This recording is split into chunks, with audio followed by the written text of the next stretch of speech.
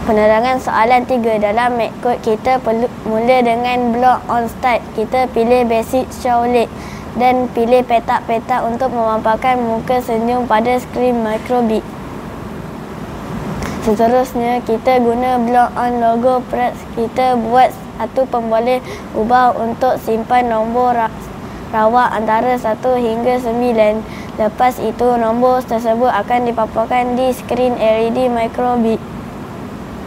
Kemudian kita guna logik if true then else untuk tentukan tindakan berdasarkan nombor yang dipaparkan. Jika nombor kurang daripada 5, ikon zirafah akan dipaparkan. Jika nombor lebih daripada 5, ikon payung akan dipaparkan. Jika nombor sama dengan 5, ikon tanda hati akan dipaparkan.